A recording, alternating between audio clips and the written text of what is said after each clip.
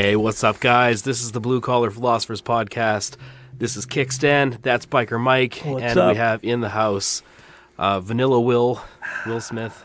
Vanilla God Will. damn it, I hate that name so much. I'm happy to be here, but that name sucks. Every time. Every time. I forget. Everyone loves it. That's the thing. I've met a few people. They're like, I really like your episode with Will, and I'm like, which one? He's like, Vanilla Will. I'm like, oh, that's what. Oh, you know what? The whiskey makes it better, though. Mm-hmm. Oh, wow, that is good. Oh, it's so good, right? That's really good. Oh, Yeah, first taste. That's that first one after a while. Yeah, we're here with a bottle of Lafroig quarter cask, and Never Yeah. disappoints. The difference between that and the 10-year is it's marked. stark. Like, that is substantial. Yeah, Oh, that's good. it's really good. Okay, I'm less angry now. Whiskey does like I can give good people bad scotch. nicknames, but I also make up for it with scotch. Yeah. Yep. Yeah, that's why when I went on the Sean Newman podcast, I brought a bottle just for him. But I didn't want to like show up and be like, "Oh, here's a whiskey. Yeah. You better open it." So I showed up with two, one to give to him and one to take with me when I'm done, because it's expensive. Yeah, it is. Yeah, it's a great thing. It's a money pit, but I love it. Yeah, I realized that when it came to Christmas this year. I was telling Devin about this already, where I'll easily spend $90 on a bottle of scotch, and then when my kids ask for like $100 Lego, I'm very hesitant to be like, "Oh yeah, that's a great idea." Except I'll buy myself a bottle of scotch. Yeah. So this Christmas, I'm like, I'm gonna get them the stupid gifts, not a stupid like irresponsible amount of gifts like some people do. Just I told Mac when he contributes, he can have expensive tastes. There we go. There's a weird little segue, but I swear it's relevant. When it came to Lego specifically, because that's all I ever wanted as a kid. All I ever wanted for every birthday, every Christmas, every event was Lego. The rule was the piece count had to be 4 times the dollar cost of the set. So I had to justify how much Lego was in the set. So I could never get like the fancy themed sets, but like Star Wars sets, they were usually good because they usually came with like 6 to 7 pieces per dollar. That was great. That was the rule when it came to asking for Lego sets. Never thought of it that way. Yeah. So like Bionicle, I had to buy myself. My parents wouldn't They would pay. be like, "No, I'm not paying $1 a piece." Yeah, exactly. But if I wanted like, Lego City or like the I have buckets never or whatever. heard the economic. Yeah. It was looking back, it was Cost of strange, but as a returns. kid it got me thinking about it, and I guess that was a good thing. Me doing a little mental math in the store. Who put you on that? My dad? Your dad put you definitely, on that? definitely my dad. Yeah. Okay. Huh. No, that's great. I love that. Gotta be doing math. Thanks, My Dave. wife's gonna be like, yeah, but we spent this much on this kid, this much on this kid. So I'm like, yeah, but how many pieces of Lego did we get for the dollar? This is it. It's like we got the boy got more or less. I don't know which one's more valuable, the one with less. Yeah. Yeah, just get mad at them per piece they lose. It's like, that was a 30-cent piece. yeah, exactly. Is that a 25 or 25 20 cents per piece. It's like the girl ones would be like more expensive. That's something I got mad at. I went to Walmart Canadian Tire and GP, and we were looking at the Lego stuff, and she's like, "Oh, this one's the same as this one, well, except the one's a boy and one's a girl." And I'm like, "Oh, the girl one better be more expensive." He's like, "Actually, it's cheaper." I'm like, "What happened to that pink tax y'all complain about? Where is it here? It's the same toy, but for some reason you're paying less than the guy is." I don't actually care. I just. I mean, I don't think that's what the pink tax is referring to, but Have you not heard of the pink tax? I've heard of it. I assumed that it was to do with like reproductive health things, like Not tampons, just et cetera. reproductive, like razors. Oh, They'll yeah. sell the same Oh razor. yeah. It does the same thing.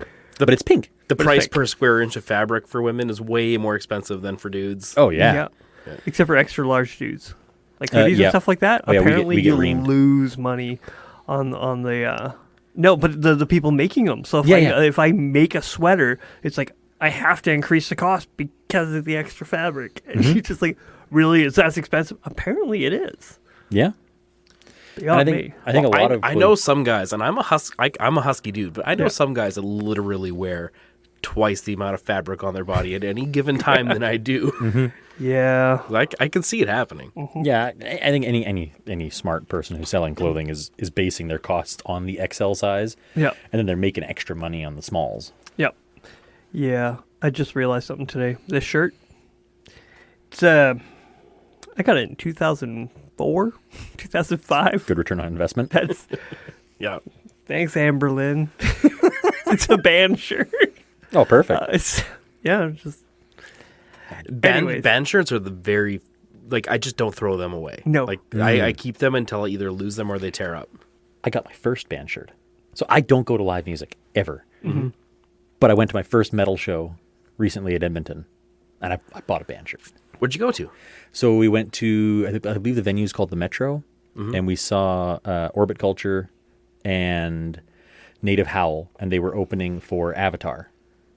I've actually never heard of any of those bands. yeah, right. I Okay. was like, Okay, you gotta help me out. Avatar, we actually didn't even stay for their set. They were the headlining show. We didn't stay for the whole set because it just wasn't our jam. They were good, but it's like a kind of like a carnival theme to their metal music. It was fine, but not our jam. Orbit Culture, on the other hand, fucking melted our faces off. They were amazing. I can't recommend them enough on Spotify. Orbit Culture, they're phenomenal. And then check it out. Native Howl, same thing. They were super cool. What's think I've actually heard of Native Howl. What's the genre? So Orbit Culture is heavy metal. I would say if you took Metallica, but with some death metal twist, so more screaming, heavier, much heavier. Yeah. But his style of singing is very akin to Metallica, very heavily influenced. Native Howl, they make a joke of calling it their own genre called thrashgrass. It's bluegrass. There's lots of banjo in there and some harmonica and I lots think of that's why I've fiddle. heard of them. Oh, Yeah. that's right. I would But love they that. rock. They are amazing. And the guys were super nice. Like, between sets, we went back to their merch table because we're like, oh, these guys are awesome. We hadn't really listened to them. I'd heard like one song before. And they were all hanging out at their merch table, got to shake hands, got my shirt signed by everyone for free. They didn't charge. They were just happy to chat it up. Super cool guys. See, Can't that's recommend them enough. That's how I met Thousand Foot Crutch.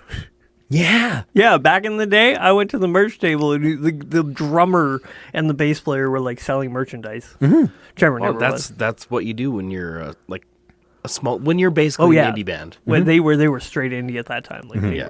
they were nobodies. But yeah, Orbit Culture and Native Howl. Can't recommend them enough. Great stuff. Sweet. I need some new stuff. I'll check it out. Cool. I'll send you links after the show. Yeah. We're not going to give any. Everyone else has to do their own research. We're not Yeah. posting links. Yeah, you guys got Pay to work us. for it. Just on this pay us rant lately. How's that working out for you? Very poorly. Poorly. Yeah, I did that. I guess we shouldn't banter much longer because people came here for a discussion, not an argument. I was about to say argument, and I'm like, no, a discussion. I'm making sure I understand this correctly. Morality? So the argument from morality. Yeah. Well, we wanted to talk just about kind of apologetics Yeah. in general. Okay. And we kind of settled on the topic of morality as, I guess, our example of. Yeah, it's just apologetics is such a broad scope that it really helps to kind of narrow in on something specific. Otherwise, the conversation can kind of go everywhere. Oh, yeah, absolutely. Especially when you're untrained like all of us. Yeah, exactly. See, that's my worry because you say the word morality, my very first question, and mine anyways, would be, do you believe that humanity is a good thing? That humanity is like inherently good in and of itself. No, just it existing as a good thing, as a contributing part of this. Okay. Well, I mean, you're asking a question way further down the line. Like, Well, I don't know. It kind of sets a basis of whether or not morality is. So what we were talking about in the thread there was the argument from morality, which is Okay, see, that's where I was like, oh, all right, these guys. I'm just gonna listen for the first little while here. so. I guess we maybe should start with some definitions. Yep. So I would say the definition of apologetics itself is the systematic argumentation for doctrine. Yeah. Is that fair to say? Yeah, I would say so. Yeah, so it's a form of religious philosophy where you argue for doctrine from the basis of reason. as opposed to something like preaching or something like that, where you're arguing from your religious presupposition for your religious presupposition. So I mean, like quoting the Bible to talk about what Jesus is like, not the same as apologetics. Yes, which is this is why I love talking about apologetics and why it can go kind of all over the place. Is like you say something like that, and my first thought is like there are so many guys who call themselves apologeticists Who are just preachers. Apologists. who are just preachers and Apologists. yeah, like your Ray Comforts of the world who will quote the Bible and feel like that is valid apologetics, and it's just like that's not how this works. It's very, At least it's not how modern apologetics works. exactly. It's at its root, it's very closely tied with epistemology. Yeah. And understanding why we think the ways we think, the reasoning behind the thought processes. And it's just infinitely interesting to me. And the argument for morality is one that I feel like doesn't require as much background knowledge for listeners to grasp research or something like that. Exactly. Yeah. So the premise of the argument from morality is that you can deduce that there is a God because of the existence of, I guess, moral discernment. C.S. Lewis does a really good job of breaking it down in, I think it's Mere Christianity? Or is it Screw Tape Letters? It's probably No. Mere Christianity. Mere Christianity. Yeah. Yeah, he does a good breakdown of like, I think the first few chapters are more or less around the argument from Yeah. morality. and correct me if I'm wrong, but basically he breaks it down as we inherently have a desire to be moral creatures, whether we ignore it or follow through with it. And that inherent desire is God-given. Like, where else would that come from? Because it doesn't have any apparent basis in the natural world, so it must be supernatural in origin. That's in a nutshell, very broadly. Yeah, basically. So the idea is that you can infer that a God must exist, because you need a lawgiver in order to have a law. So if there's something that seems that we're inherently oriented towards, it has to have its origin be outside of ourselves. Therefore, God must exist. That's it in a nutshell. And I love poking holes in it. Like, this is my favorite. Yeah, little thing. it's not my favorite. It's not my favorite argument for God's existence. Which one is? 'Cause I'm curious. I would Because I said so. That's my favorite. Like, as a dad, the "cause I said so" is definitively the best. It's no holes. Yeah. Sorry. So Go Here's the ahead, hole, Devin. but yeah. Oh, that's great.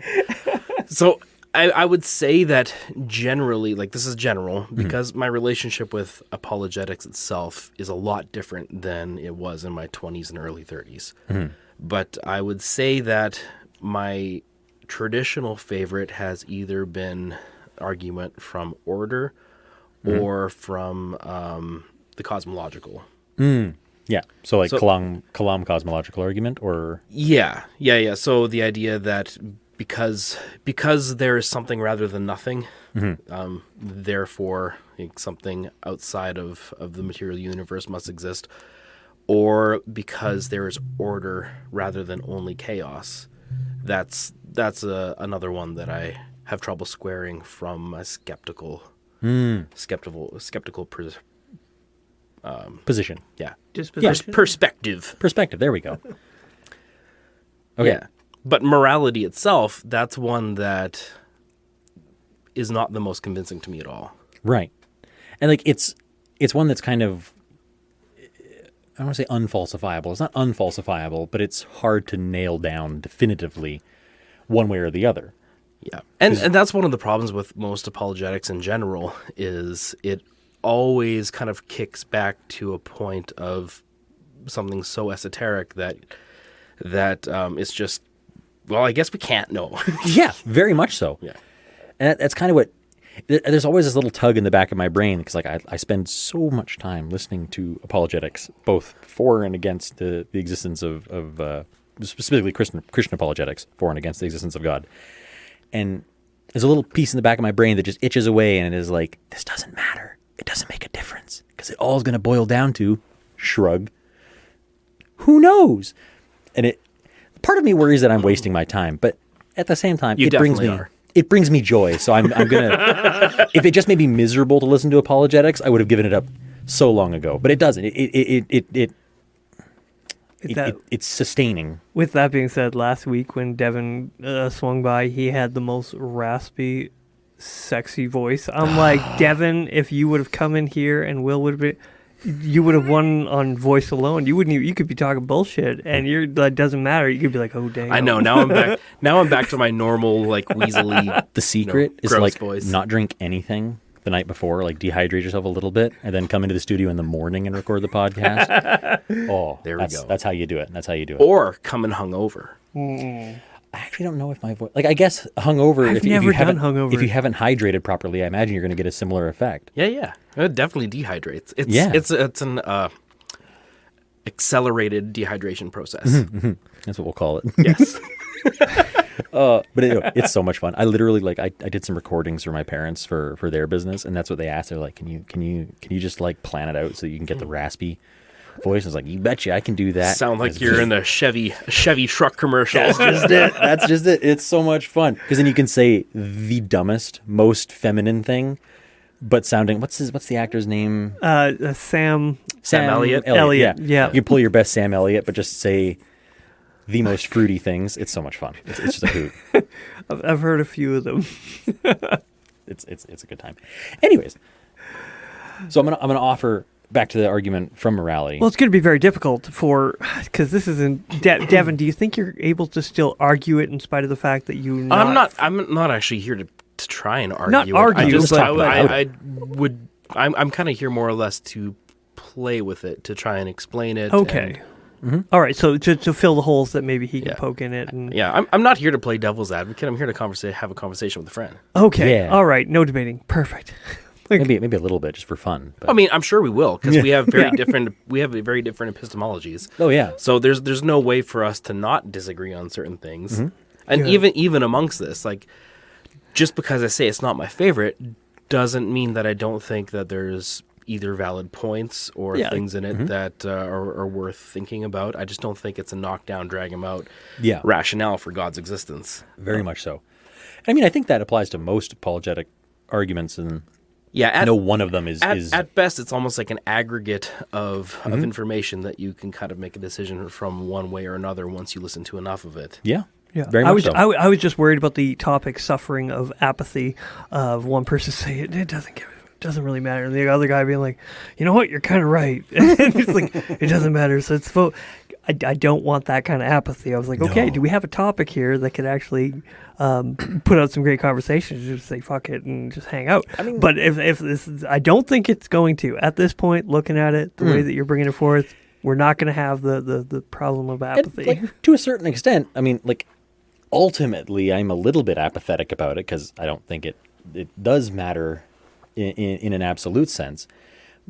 But it matters in the sense that I find it an incredibly engaging thought experiment and exercise for my brain at the barest minimum before I extrapolate any kind of like larger belief system from it. Okay. But now I want to offer this is all new to me. That stuff I've learned in like the last year or two-ish is the rebuttal to the argument for morality from a secular point of view, which is the idea that biologists believe that they can basically trace a not the growth of morality, but the creation and the uptick in moral operation within humans on a scale as we've evolved. Because from an evolutionary standpoint, that makes perfect sense. Yeah, because we can say like, okay, cool, species that work together survive better. People they group together, they band together, they stay alive, they propagate, and then their children will probably be more likely to work together, stay together, and survive. And it kind of feeds into itself. And most of the things that we consider moral are just conducive to a functioning group, a functioning cluster, where that's not stealing, not murdering, things like that aren't, from that point of view, are not God-given or God's law. They're just functional. I'd like to point something out, though. The idea of morality doesn't come to the same headway in even the same timeline. You look at some of the cultures that we have around the world, and if all time periods are the same, in the expanse of the universe, we should be coming to some similar conclusion in morality, but we're not. We're not finding the same thing, be it because of geography, be it because... in the broad strokes, we are. I mean... How so? It's only a very small minority of specifically human groups that don't think that murder or theft is bad. It's a very small minority that don't think they're bad. Now, some of them think that they are... what's the word I'm looking for? Not acceptable, but permissible, but still not inherently good. Yeah. Like there's certain subsects, certain societies that'll be like, oh, But we have an entire massive religion in the world. Like everyone says lying's bad. Shouldn't lie. Mm-hmm. There's an entire religion out there that says as long as you're lying for this reason, for this conclusion, it's fine. Mm-hmm. Instead of just saying lying is bad. Like I don't agree with lying. Yeah. I think it's a bad thing. I think everyone should be able to agree. But there's an entire religion out right now that's saying lying's bad, except in all these cases. And so we're not coming to the same moral conclusion, is what I'm saying. But those things are dying out. Like they're shriveling. Mm-hmm.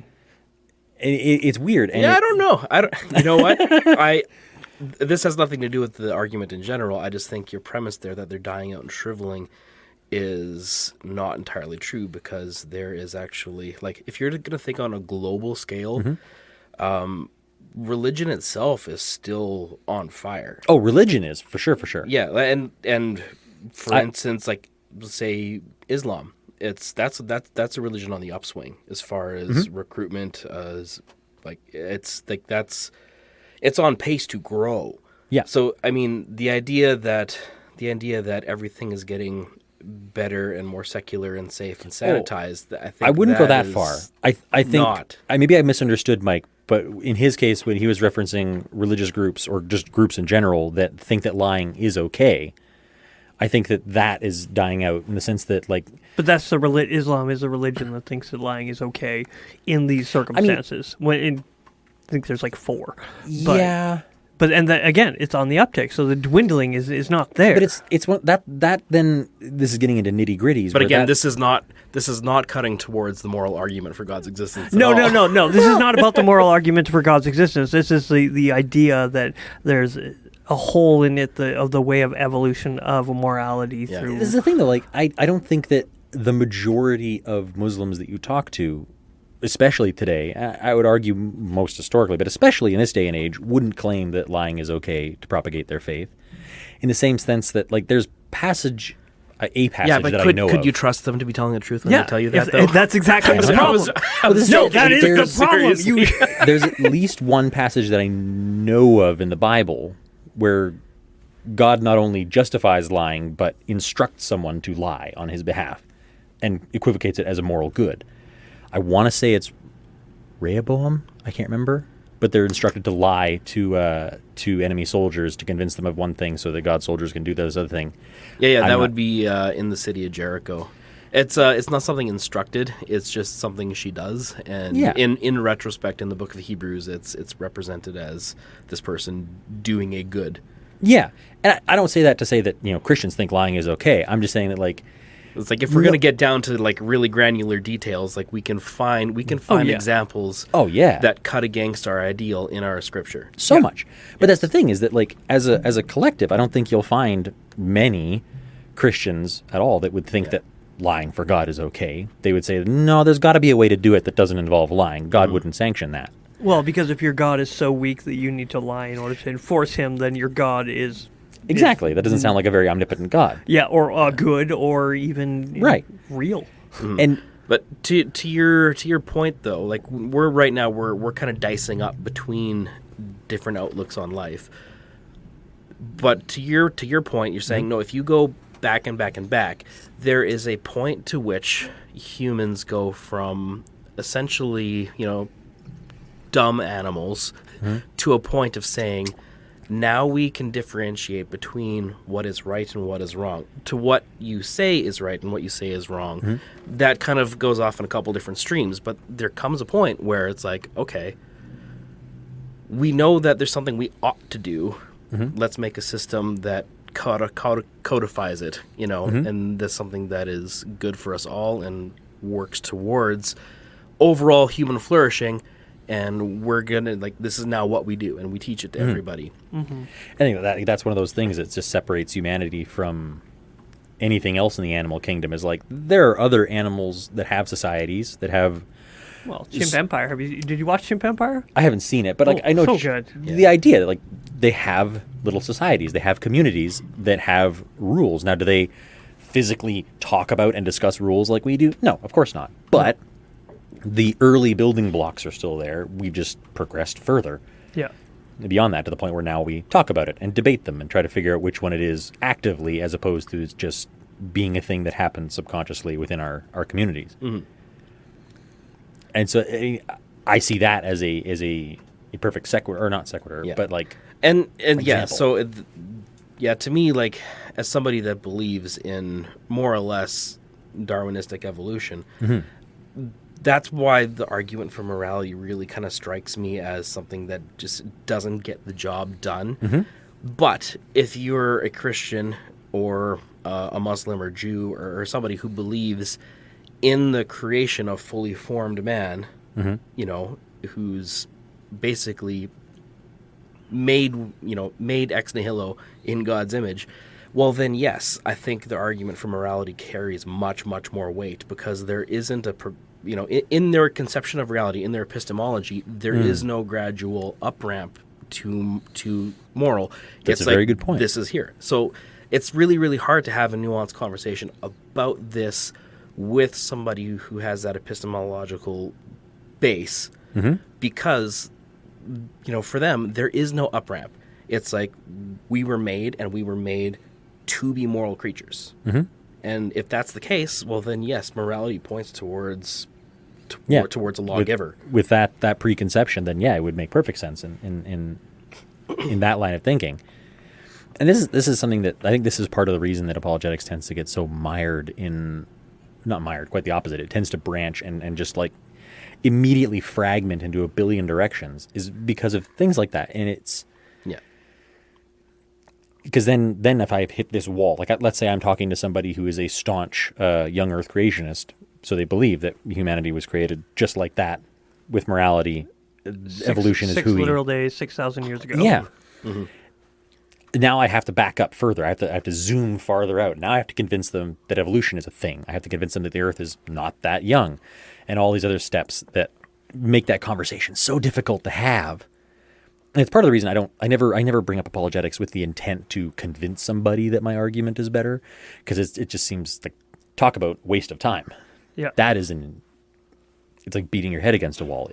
The chances of it having any meaningful effect are basically nil. I mean, I was never deconverted because apologetic arguments. I have friends who were deconverted because they saw apologetics and realized how,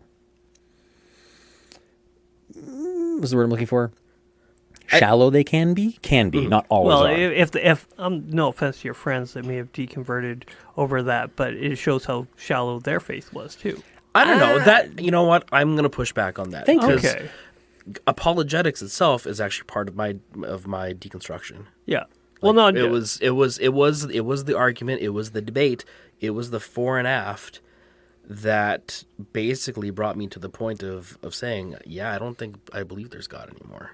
Huh. Yeah, it really was argument that maybe I haven't given deconstructed- apologetics enough time then, deconstructed because my faith. I have obviously been like, oh no, he's Well, not a... it doesn't cut that way all the time, because most of the time, most Christians that I know that listen to a lot of apologetics aren't listening to debate. Most of them are listening to apologetics to reaffirm what they already believe.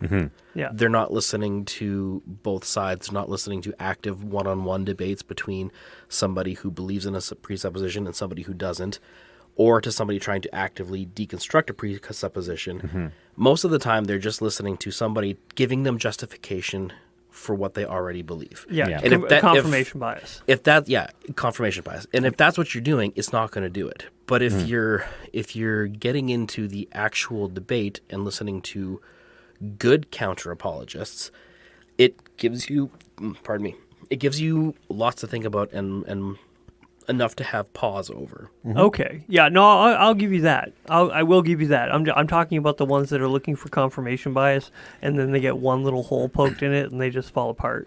I mean, I can't like absolutely speak for my friend, but him and I had very kind of inverse deconversion stories, where my deconversion story was I drifted away from the faith because I didn't have that connection. I never had that relationship with God. I spent the majority of, like, as far back as I can, like, actively recall with any clarity, looking for that relationship. Actually, it was funny. Literally yesterday, I got a thing on Facebook. It's like a post that you made years ago, memories or whatever they're called, from like 2010, an eon ago, about me writing a post about how, like, I don't understand Christians who are charismatic, who are like singing and dancing and doing jigs and clapping their hands and speaking in tongues. Like, I just, there's a disconnect in my head. I don't get it because I don't feel any of that. I understand worship. I understand, reading scriptures and trying to talk to and have a relationship with God, but I don't get the charismaticness of it all. So I never had that. As much as I searched for it, as much as I looked for it, I could never find it. And eventually that just ended up with me drifting away. And then it's now only in the last like 5 years that I've looked back and been like, maybe I should look at why I drifted. Maybe I should look at the reasons that I should or shouldn't be involved with Christendom. And so so I don't think I deconstructed until now, but I wouldn't call it a deconstruction. For me, it was more just like, then I went on a search to be like, what should I believe? But I have a very close friends, and they had the opposite way. They were deep within the faith, and they were watching all these apologetists, and they started seeing some of these popular Christian apologetists. Here, William Lane Craig's, C.S. Lewis. What's another one? I make jokes about Ray Comfort because I don't think he's a serious one. What's his name? Anyways, the common ones. J. Werner Wallace, that was the one I was thinking of. And their arguments have a lot of really gaping holes in them. And so that to them was like a gateway to like, these are the people that we as Christians tend to hold on a high pedestal for being exemplars of the logic and the reason for our belief. And it doesn't hold water. What else doesn't hold water? And then it was all downhill from there. That's my understanding. So that's much more akin to mine. Yeah, that's definitely much more akin to mine. What kind of stopped the deconstruction all the way down was realizing that the counter apologetics had gaping holes in it too. So it was like, it's the blind arguing with the blind about the few things that they feel like they know something about. That is the overall opinion of the general debate between belief and not belief that I see now, and that's kind of what I guess put the brakes on the deconstruction, and I just paused. I just stopped both deconstruction and faith. Yep. And just kind of sat in it for a good long while. Yeah, it's one of those things where. So there's a term that gets bandied about now more recently. I've only noticed it in the last couple of years as this kind of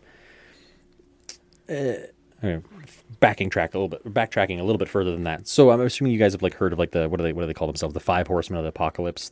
It's a super edgelord name for all these new atheists. So Richard Dawkins, Sam Harris, Christopher Hitchens, who's probably like the most dope of them all. Hitchens is an absolute bamf. I love him. Harris, Dawkins he's an old fart at this point.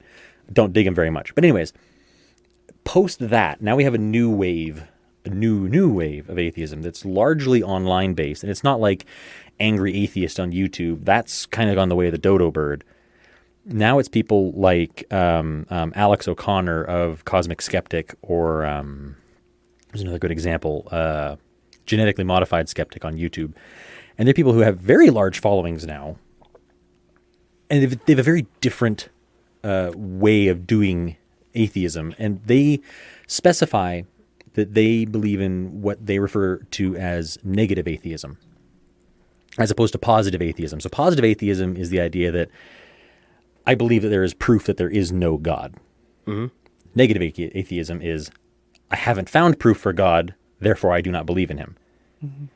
I am firmly in the negative atheist camp, and I don't think that me personally, I don't think there's a tenable argument for being a positive atheist. I don't think you can prove a negative. I don't think you can prove that there is no God. I think that's an impossible ask. I would say that's probably fair, and that point of like positive atheism, it strikes me as a non-religious religion. A little bit, it can be. In how strident everybody is about their certainty about stuff. It's like, and then again, you see like, okay, some of your certainties are based on assumptions and stuff like that. And that's where I was kind of like, all right, like there's holes here, you know, like there's certain things that you're saying that are not striking true, no matter how I think of it, you know, and your stridency in them is really pushing me back. And that's why I gravitate heavily towards negative atheism or agnosticism, basically the same thing, just with different names. Negative atheism is just a little bit further towards the hard atheism than agnosticism. Agnosticism, I feel like, is more of an I don't know, and negative atheism is more of a with all the information that is presented to me, I have decided no. What I appreciate about the agnostics, proclaimed especially, is the humility that they have to say, I don't quite believe you, but I don't know. Like, I can't. You can't know. Yeah. And that's why, again, goes towards the cultish behavior of positive atheism, of these people who just like, I know, I believe it, and even some negative atheists who you can't convince them either way, simply because they're not willing to open themselves up to even having a discussion because they're hard line on how they believe.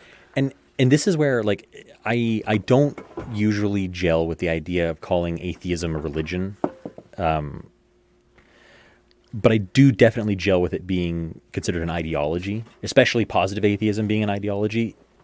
Exactly as you say, they make claims, they make statements that are kind of impossible to back up.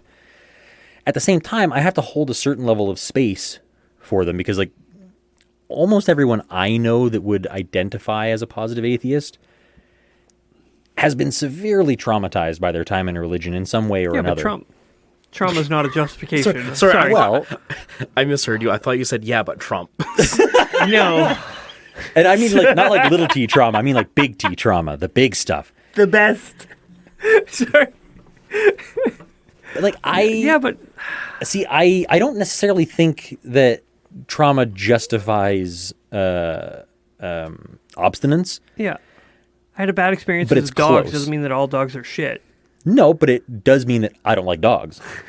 Like, I think it's totally valid for if I had a bad experience with a dog to be like, I don't want to deal with dogs. I don't want to touch dogs. I don't want to interact with dogs. Dogs freak me the fuck out.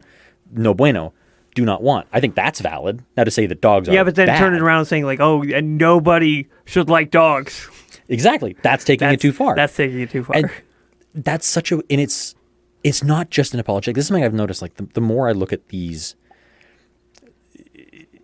supposedly super progressive ideals, so many of them, every single one of them, it seems, has this fringe portion that is, I think this is bad, therefore anyone who thinks it's good is actively malicious.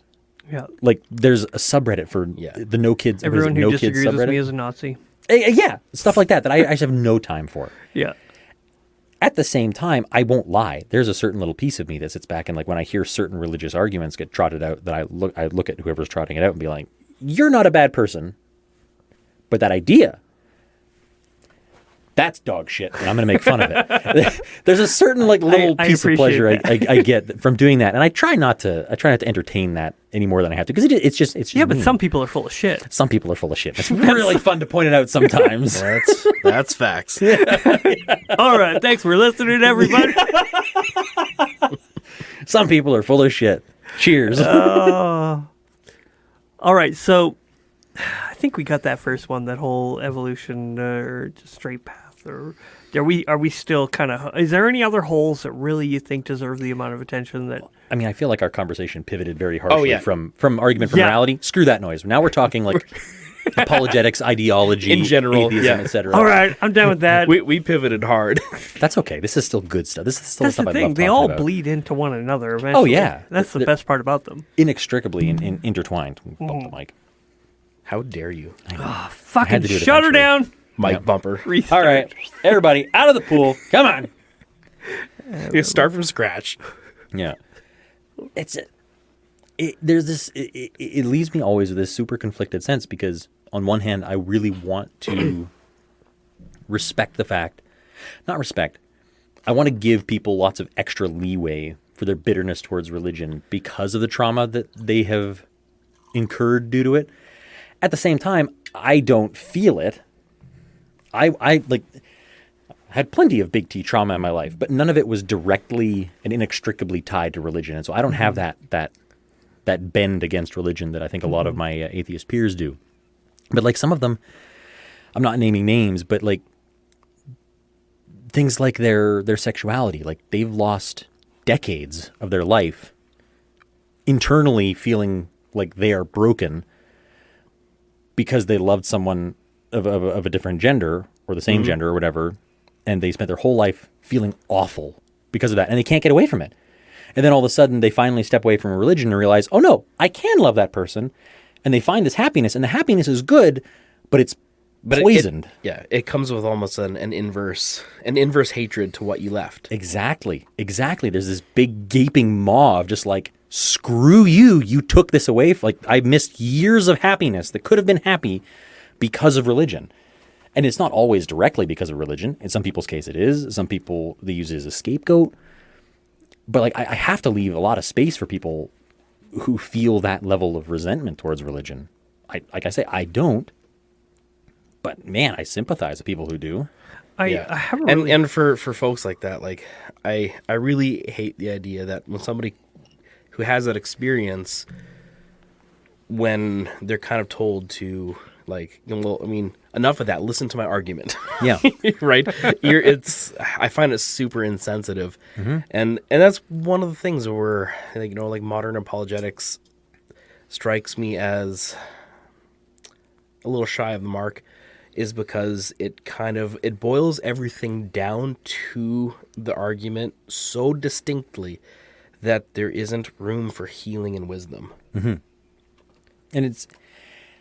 there's no room for reconciliation when it's being used as a retention tool. They don't do the same thing. They don't fit together for that. Yeah, and it's one thing when two like people who are like equal sparring partners are getting together in order to have an argument of ideas. Like, it's something I'm glad happens. It's just one of those things where I'm like, you know what, when you're talking to somebody who's going through the shit, like, this isn't the thing to show them. Like, this is not the time and place. Yeah, like, oh God, yes. But that's the thing. Like, we're like, well, this is our tool. Like, we don't have any other way to tell you God exists, so we're throwing apologetics at you. Yeah, like it's So your friend evolved into a screw and you have a hammer. It's Western Christianity's only tool in the tool chest anymore. We've completely given up the ball just to scholastic rationalism. Well, it's because the scholastic rationalism that you're looking at, that's what's been pushed. You want reasoning, you want justification, you want argument, because that's what atheists have been pushing, is the discussion, the scientific analysis of your faith. And then when you do it and it's not enough, it's like, oh, we've abandoned our prehistoric of because God said so, or just this personal experience that people live off of or preach by. And so we've walked away from the personal experience and gone into this argumentative side of things. And I think that most Western apologetics are inherently flawed because, as you mentioned earlier, they're coming from a predetermined conclusion and trying to work backwards from that to justify it, and that inherently leaves big gaps in their argument that anyone who's looking at it from a skeptical point of view will point out and be like, that doesn't comport, that doesn't fit, that doesn't work. And so it ends up kind of being a zero-sum game, and it looks very disingenuous when you have these apologeticists. I keep fumbling that word. And it ends up sounding super-duper shallow from the outside because it's kind of an impossible argument to make when you're coming from a predetermined conclusion and trying to back away from it, as opposed to going looking for a conclusion and finding a path there. Mm-hmm. And I don't think you can ever draw a good logical path to the existence of God if you're doing it backwards.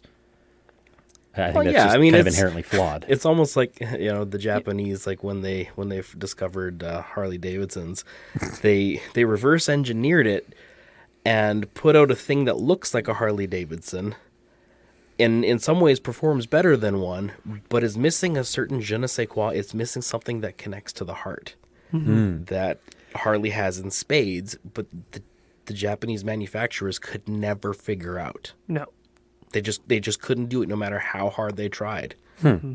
Yeah, I think that's actually a really good metaphor for that. I mean, I don't know Harleys from the like apart from looking at the logo. Soul. They got soul. That's what I hear. Yeah, there is a je ne sais quoi that they have, and some of it has some of its charm is in how flawed they are. I can get behind that. But it's almost like an old Ferrari, right? In versus something that it's like a Honda Civic, R or something like that. Something that technically performs better in every way. The new Honda Civic Si will destroy most Lamborghinis of the past. Yeah, absolutely. But at the same time, you're like, man, that does not have. It just doesn't have something about the V10. It doesn't have the sound. It doesn't have something about the passion that was there. And so there's just a thing that's lost in reverse engineering things. I agree wholeheartedly. Because you'll never convince me that like a new Honda Civic Si is gonna be cooler than like an 85 Countach. It's never going to happen. Just never. I don't care how well it performs. I don't care how bad the Countach is functionally. I still want it. I think the Ford Focus could beat the original Camaro Mustang. They did some kind of lap time, and they compared its lap time to the last Ford Focus, and not like the high end one, just the Ford Focus. The Ford Focus. Don't you have one of those? I have a Fusion. Yeah, that's right. Yeah, and it's no entry level Fusion. Platinum, motherfucker. Yeah. You know what? It is a granny car to the core, and I love it so much. Normally I go to work early so I can have coffee with the boys before we actually start work. 3 times in the last 2 weeks, I just drove around the block 3 times instead because my car is so cushy and warm and comfy. And I'm just listening to my tunes, just bobbing along. I don't want to get out. Exactly. I don't want to leave. I don't want to go. What was that Grand Ford had a Grand something, one of those big old 80s car. Anyways, I saw a classic Cadillac. Oh, what was it? It was one of those big, giant grandma cars that you'd expect from... With the veneer paneling on the side or yeah, just everything. And I'm like... honey, can I get this? 'Cause I just wanted that shitty car. Oh, see, none of the things that make me love this thing are going to exist on an 85 car. It's like one of those things like having wheels on your hockey bag when I was a teenager, and that was first becoming a thing, and I was like a bunch of pussies with wheels in their hockey bags. And then I got one. Never looked back. Never looked back. And now I have a backup camera. It's amazing how fast a guy gets soft. That's just it. That is just it. And I'm having to there's portions of the car that I won't engage with. I have a parallel parking assist. No. And that's just one step too far for me. I can't bring myself to use it. Good. Or apparently there's a Ford app on my phone that I can use to start my car, check my tires. Well, I do that. I'd start my car with my phone. Oh yeah, I use my remote start. Because I have the remote start, so I don't need an app. And I'm like, I'm just so reticent to do that because it is one step too far. The backup camera, I was like, cool, I'll never back into anything ever again. I don't use it the whole time I'm backing up, but to check my distance, fancy camera. I can get within half an inch. I can say this because I know she's not listening, but that did not save my wife. That's so true. the snitches get stitches. None of y'all say shit. The backup camera definitely has the occasional blind spot. Well, now you just watch a year or two from now. It has a vagina. Year or two from now, you guys are getting a message from me being like, guys, I got to eat my words. I backed into something. I did it. With my luck, I will do that eventually. My wife backed into a garbage can at our house recently. She's like, Mike's going to be so mad because she's hit like 3 things recently. I mean, it's a garbage can, as long as it didn't like It, break it nothing. busted my mirror, or one of my tail lights. Whoopsies. But it's my wife's tail light, really, because it's a minivan. I have a work truck. There you go. I don't pay for the work truck, which is perfect. All right, I realized we kind of diverted A little bit, hard there. Yeah, so we were talking about apologetics, basically reverse engineering the argument from the conclusion. Yeah. And just an inherently flawed process. So you're going to have a hard time getting a good conclusion. Well, it is. But is And- it any worse? Sorry to interrupt here, but Go is it for any it. worse from somebody regurgitating the same information that you're talking about? Of okay, well, I'm going to go the opposite direction, but they're missing so many steps, so we're finding these holes in the secular argument against. Sort of. I think it's more of a... So I can't speak for every secular person, but for myself, I'm not secular and then trying to shore up my secularism. Rather, I am wherever the facts that I read about lead me, and they happen to have led me down secularism. Hence why negative atheism tends to be the title it fits for me, because like it's totally possible that stuff will come about that like just unequivocally make me believe that God exists. Yeah. That's So totally I'll, possible. That'll happen. I don't know. I might push back a little bit there, because you're still filtering data through an epistemology, through a presupposition, and it takes a certain amount of force in order to dislodge somebody from that. And I'm going to maybe betray a little bit here of I'm gonna divert from the idea of just rational discussion. Go for it. And I'll just say that people like yourself who are in that position, either of secularism, atheism, or soft atheism, kind of sort of like what you're talking about, you're still at the behest of the God that you worship. Or the principality or sort of thing, right? Yeah. So they're like, and that's one of the things where, at least from the Eastern point of view, the more mystic side of it, it's kind of like everybody bends their knee to a certain idea, and that idea is what dictates to the person what their say opinion of right and wrong is, what their devotion is to, what things they find attractive or hold on to more. And so you say that you're open to whatever evidence. However, your definition of what qualifies as evidence is itself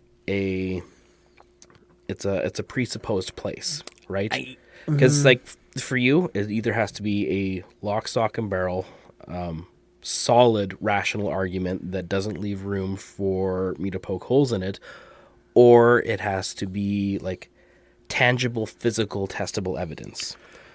Or enough aggregate evidence, I think, would also qualify. Because I mean, like, I have to, as much as a lot of secularist peers like to tote around, science dictates this, or scientifically we can prove this, etc. Most of that is aggregate, and that's why science tends to be so fluid. Is that aggregate changes, it shifts as new information crops up. I would agree; those are all valid ways to change my mind. Excuse me, but like, I agree with the idea that. But that's just the thing. It's about mind, like that. Well, yeah. It for me it kind of has to be. So we were talking before the podcast started a little bit about how I diverge from a lot of my secular peers, and that I don't put any stock in anything supernatural. I don't put stock in like cryptids or folklore, etc., ghosts, ghoulies, specters, none of it. I apply my same kind of skeptical lens to all of it. That also applies to the human soul. Like, I don't know if we have a soul. I haven't like I don't think that there's any valid proof that a soul exists. We are our minds. It's kind of impossible to prove that a soul exists. We can insinuate and we can hypothesize, but I don't think that any. Yeah, and again, that would be one of the things where we have just an overall disconnect from the Eastern mystic part of it, because I'd be like, yeah, like who knows what the heck a soul is? Yeah. I don't know if it is anything. The way we use the word soul is like, you are a soul. Your mind, body, spirit together itself is overall a soul, right?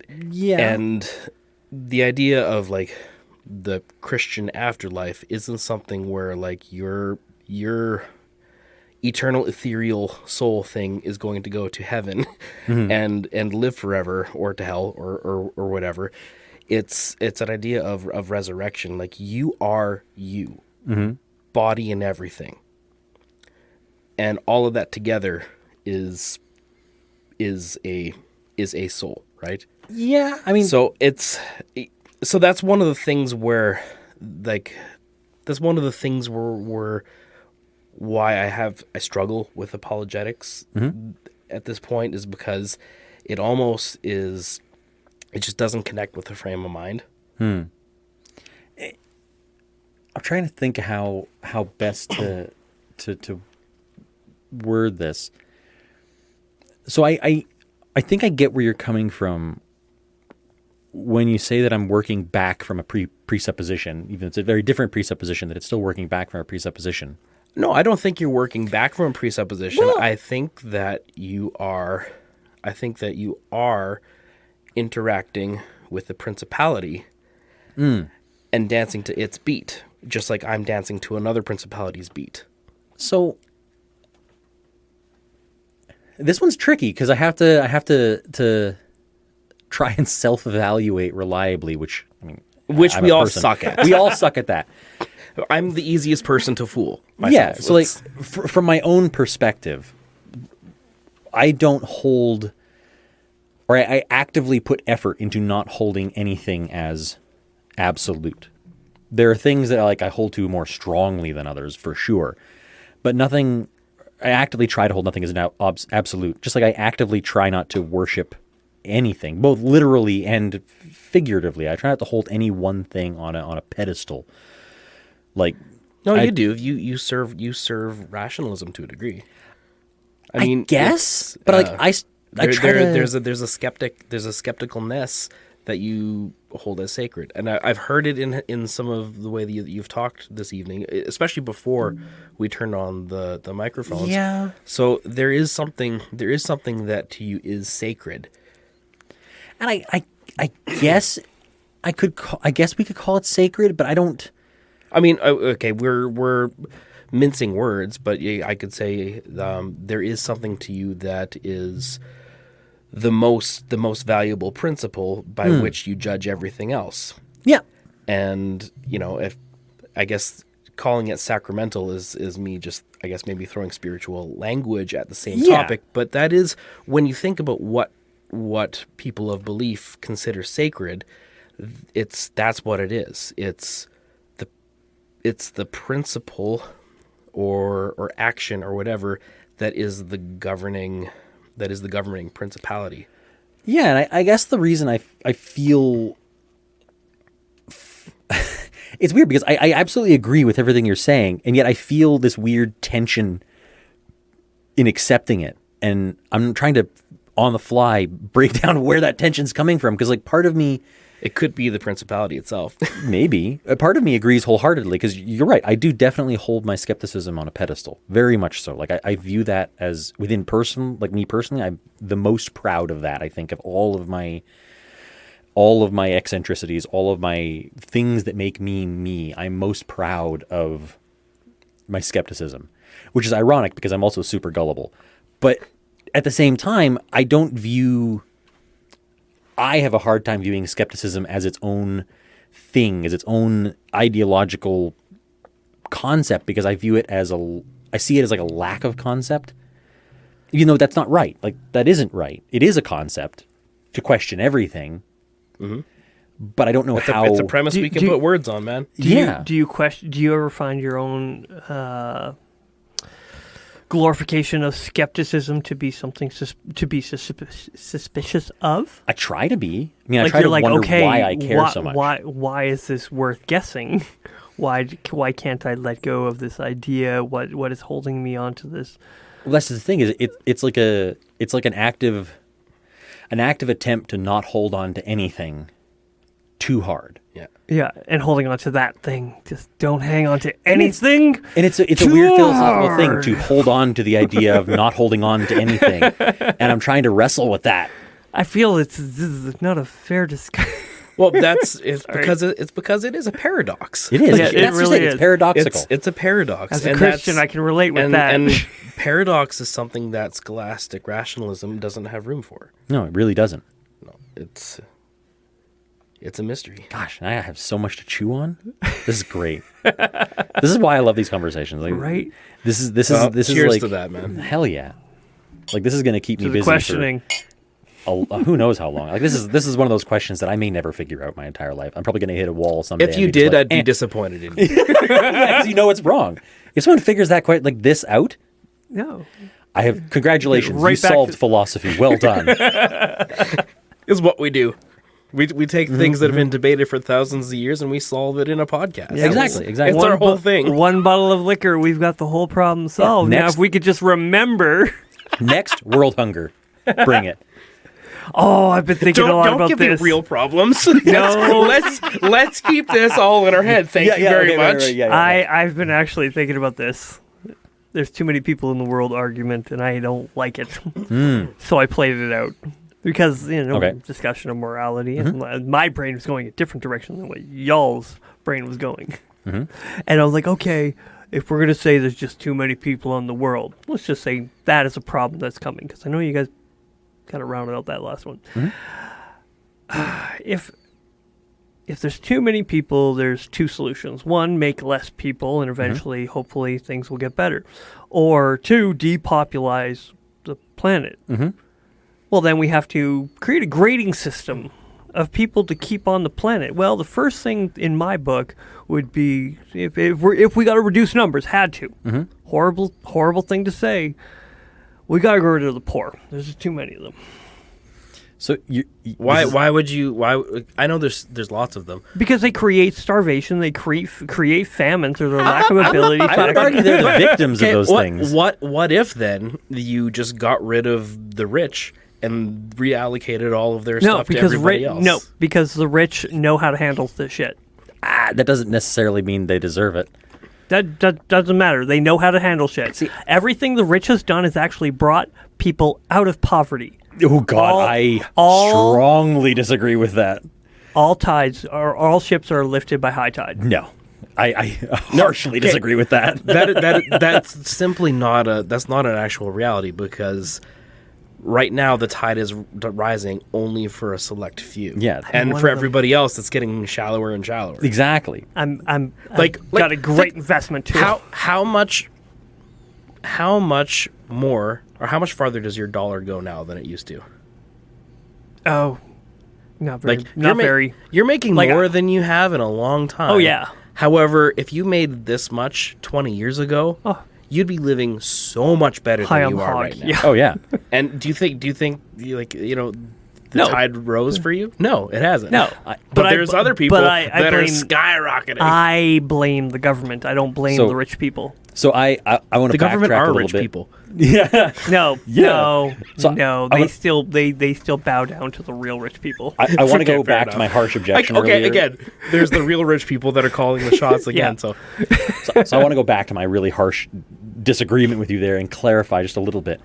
I do agree that the rich know how to manipulate money, hands down. I don't think that it is a net benefit for everyone, because the manipulation of money involves taking a lower class and keeping them lower class. It's the only way that the rich exist as they do. No, then why are there more or less people out of poverty today than any time in history per capita? I don't think that's necessarily true. I think it is true. There are less people living under the poverty line than there's ever been in all of history. That's that is a poverty line that hasn't been adjusted for inflation. The number of people who are under the poverty line based on it, like the number of people who make a livable wage relative to the increases in rent and groceries, but this is lower than. This is talking not within the last 10 years or the last 4 years. This is talking the last 20 years. It's constantly been going down. I think we're going to enter an age here where it goes up again. You think so? I very much think so. If things don't change, I don't think so. I really do think. I don't think we're on a progressive track towards utopia. Yeah, I would agree with that. I don't think so. I don't think utopia. I don't expect utopia. I or think even there's towards better. I think there's ages and times and places where things are better than they were for some people and worse for others, and we're coming out of a really good age for people that live in the side of the world that we do, and it's going to get bad. It's going to get worse. It's going to get worse. I mean, maybe not like bad, like Yeah. like we're going to be like a third world country or anything like that, but the ideal that we felt that we could achieve 30, 40 years ago, that's for the most part a pipe dream now. Yeah. Okay. It's not even close. And that's going to get farther and farther and farther away. All right. Yeah. I'm going to follow a different rationale then when it comes to the depopulation thing. Okay. Not just the poor. We're going to go after the countries with the highest pollution, or the like per capita. Again, that's third world countries. Yeah. Predominantly, yeah. Predominantly. So we're like, oh, they put up most of the harm in the world globally. We need to reduce their population or make it so that they're making less of a problem. I don't like depopulation is what I'm saying. Yeah. But if we're going to draw it to this natural conclusion, we're going to get rid of the handicaps. We're going to get rid of the people who are a problem on society those that might do be- not contribute anything statistically, because this is the way that they're read, not ideologically. We're abandoning ideological arguments. What would here. be the most ethical way to depopulate? I was going to say, that is still There is no ideologically sound. It's ethical just the ideology of utilitarianism. I think if you want it to be ethical, this is the only time you'll probably ever hear me. I'm not going to say it's ethical. I'm saying more ethical. Yeah, more ethical. I think it's the only time about depopulation. Anyone who actually believes in depopulation, you're not an ethical person. Yeah, but the most ethical way to do it, the least unethical, this is the only time you're ever going to hear me suck off the Marvel Cinematic Universe. I was thinking No. the snap. The Thanos snap. Nope. That is dispassionate. Yep. It is as close to neutrality Yeah. as possible. Is just half of them are gone. But Or whatever At number. random. Yeah. At complete random. so you're thinking lottery. Effectively lottery, but not a lottery that people can manipulate. Yeah, that's terrifying. Yeah. So actually, I like that you bring up It's this idea of terrifying, depopulation. but if there was to be a form of depopulation that was the most ethical, that left as little as possible to manipulation or to bad intention or to flawed discernment, like let's get rid of the poor people, Yeah. that sort of thing, then it would have to be by lottery. Yeah.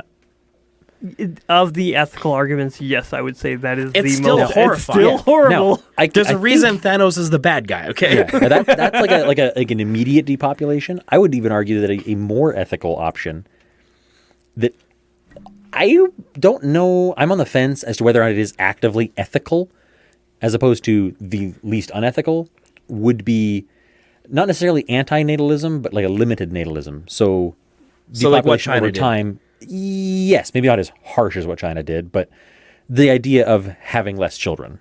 So Yeah. you depopulate over the course of, say, 2, 3, 4 generations. You would reduce the population, not by killing off the ones that are, but just by bringing less in. Yeah, China tried that. I mean, They're they actually tried going. They're going through an economic crisis. Yeah, they tried it very they aggressively. tried it very aggressively. However, the West has done it without trying it. Yes. Yes, we just made liberals. No. We're just having less kids. Liberals are having less kids than conservatives. No, not just because you've had a bunch doesn't mean that No. that in general people are having less kids than they used to. Do you know why? You can blame capitalism. No, I blame, again, governments, not capitalism. When you are punishing people, God. punishing people, Capitalism may be an idol for you. maybe. Yeah? But I don't think so in this instance, no.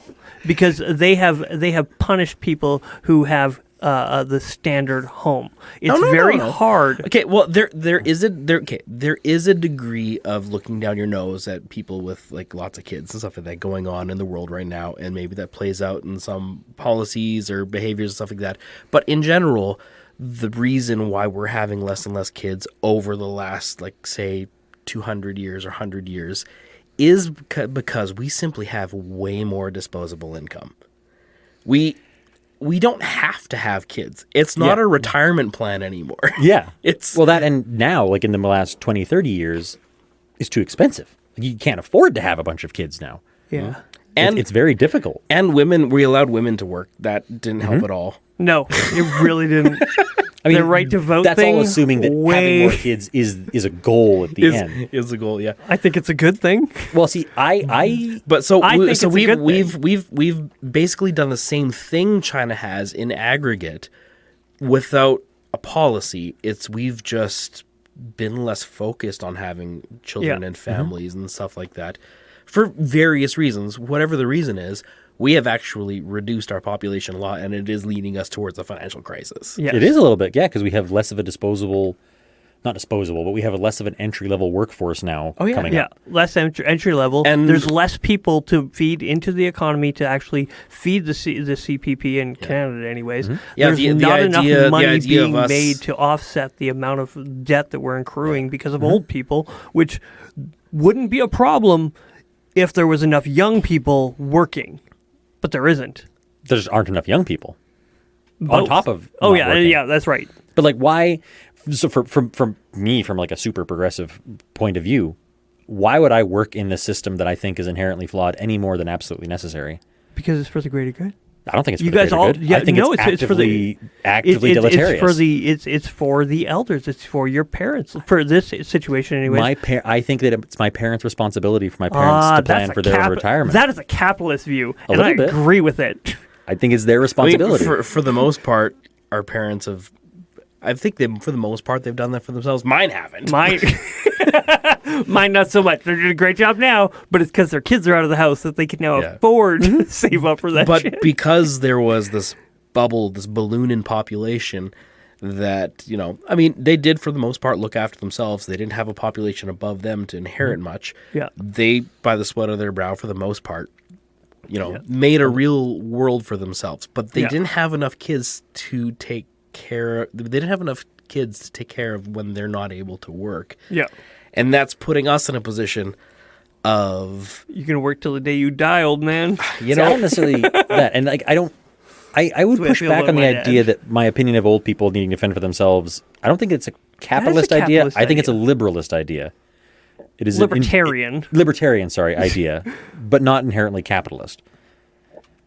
I'm okay with the idea of assisting the elderly, but only in the same way that I think that I would like everyone to be assisted. You like the universal income. I like the idea of it. It hasn't really been properly tested yet. I want it to Yeah. be tested. COVID was the first test no, they did. I COVID don't, was a I poor don't think test. that qualifies 'Cause we as had a to pay real it back. test of universal Well, income. There There is a small population of people who are refusing to go back to work because they make more money off the government than they did working. and that's not gonna last. Like it's No, it won't it's- last. It's not a But as real. long as the It's not a government real. keeps subsidizing it, it will. Yeah, but it's not a real test of universal income because it's not universal, Yeah.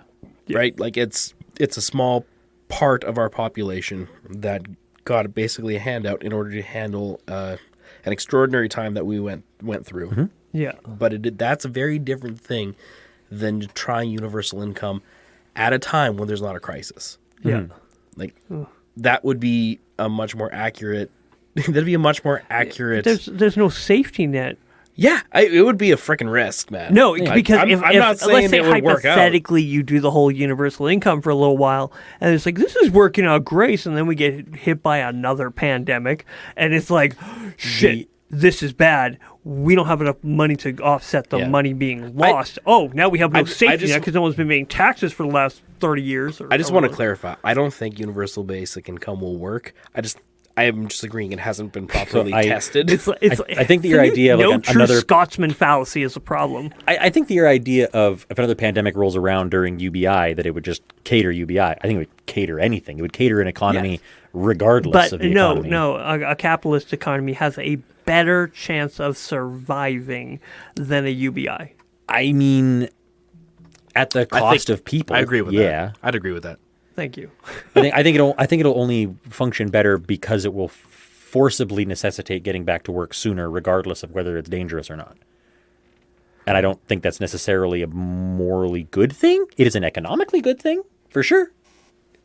Yeah, but I don't think people would be able to do, like, they wouldn't be emotionally, physically prepared. They'd be too paralyzed in their fear, especially. You know what? I'm almost welcoming that. Like, I would really, really like for there to be less competition for me. Dude, I'm sorry. You have more work than you know what to do with most of the time. I know, but I need to get paid better for it. Yeah.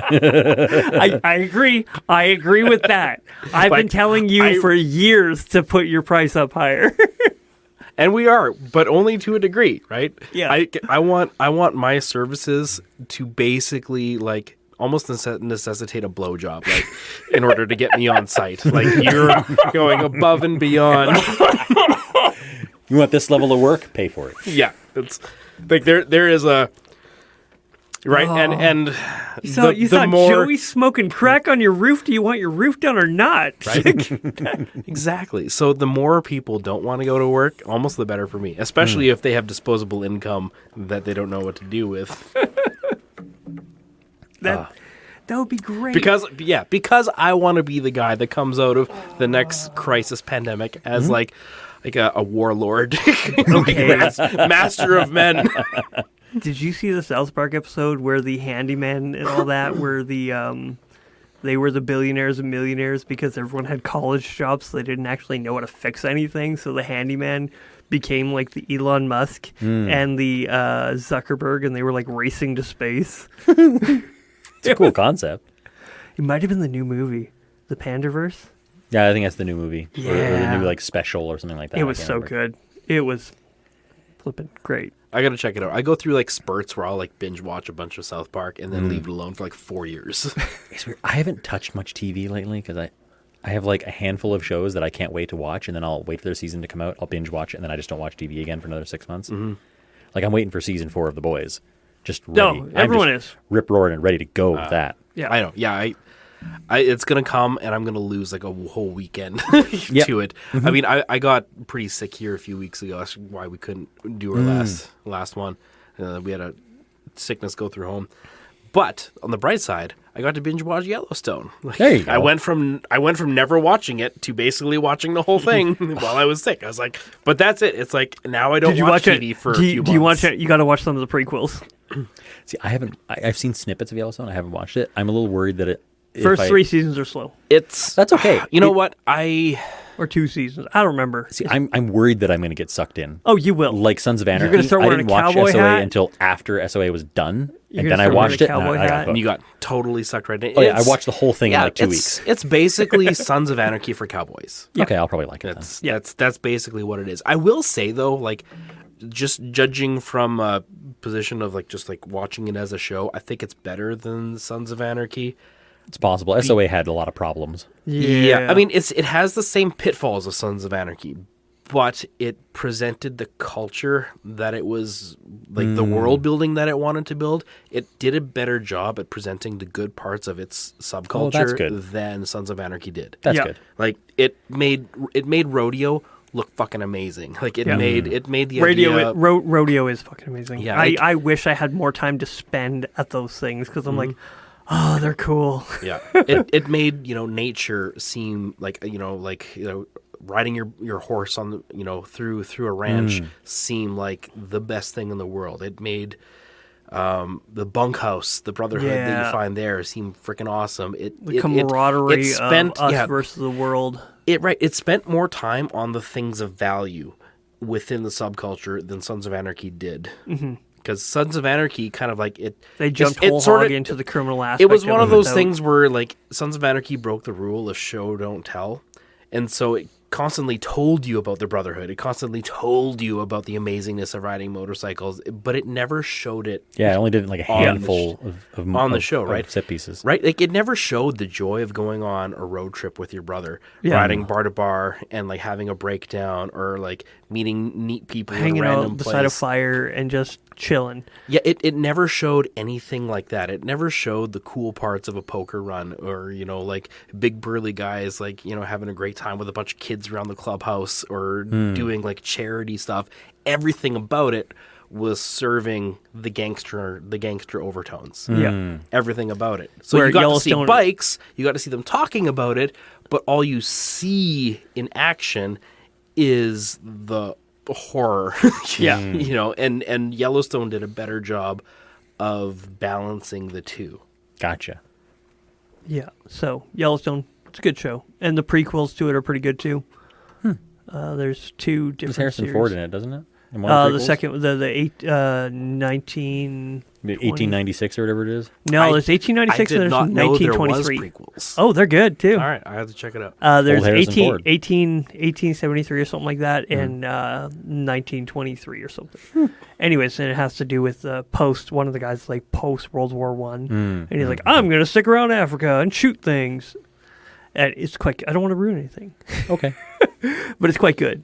I watched both of them, and it really, how they chose Montana was a pretty good one in the earlier. So, anyways. So I really want to back up. I know this is kind of necroing an old It's like, topic. Mm-hmm. Yeah, just rewind the tape a little bit to get back to having children and not having children, because this is actually something that's been on my brain a lot lately. As I creep into my 30s further and further as a single man looking into the dating world in my 30s. Terrifying. Oh, it's definitely terrifying in its own way, because like there is a not small chance that anyone that I would date in my age demographic, there's a good chance they have kids. Like that is just a fact of life. And I'm okay with that. I'm not opposed to the idea of dating anyone with kids. I am very deeply opposed to the idea of ever having kids of my own. Not in the sense that I never want to raise anyone. I'm not afraid of the idea of raising kids. It's the biological aspect. Like I don't have any desire to propagate my genes. Oh.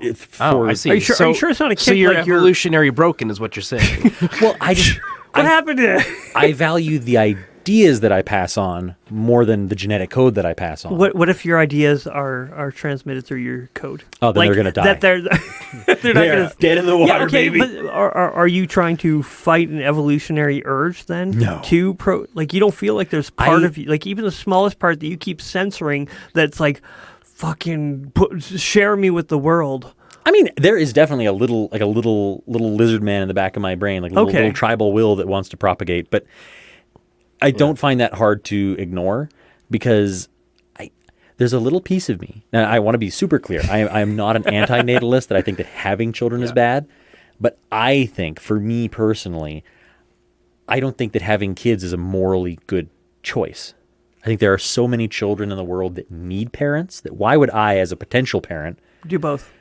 I can't afford both, and I don't want that many kids. Nobody can fucking afford both. You can barely afford to adopt, period, let alone affording both. Oh, I know, and that's again a problem with the government. That's Oh, bureaucratic bullshit. that's one we can definitely agree on. That is, I mean, I understand why they do it. Still frustrating. Still frustrating. But yeah, like why would I birth more children when there are children who need parents out there? I would rather be a parent to a child who doesn't have one, as opposed to just bringing another kid into the system. Yeah, I don't know. I think the dynamic of the evolutionary urge to take care of, and like I'm not saying you can't take care of somebody else's kids, but you won't have the same emotional connection as you would to your own. And that's why I think it is a moral good to have kids, because it actually makes you want to be a better person for the most part. There are shitty people out there who do shitty things, not standing by them. But for the most part, it makes you want to be a better person. While part of me wants to agree with you, part of me also thinks that like if I need to have a biological connection with them to fully codify a deep and meaningful relationship, I feel like that's a failing on my part. Yeah, you're always failing. Just do it. I mean, I'm always going to fail. That's a fact of life. But like, we're all broken. I actively want to like push back against that and be like, that makes me want to have my own children even less. If I have to have a biological connection to fully love the kid, then I'm broken. Yeah, I must we not all be are. loving them wrong. Or I must not be loving. We're all broken.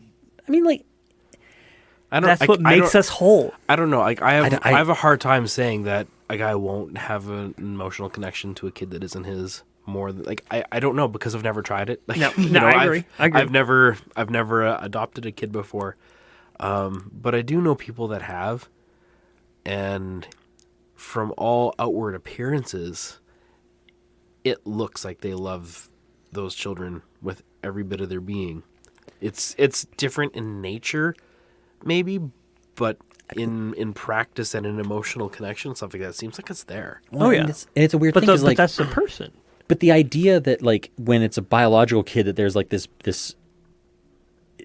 like not mystical but like this deeper connection that's harder to quantify and non-replicatable. It's an What- evolutionary imprint. But it doesn't apply to everyone. That's the problem. Is like Yeah. you have parents who have kids, and all of a sudden that's not there. Those are and shit then- people.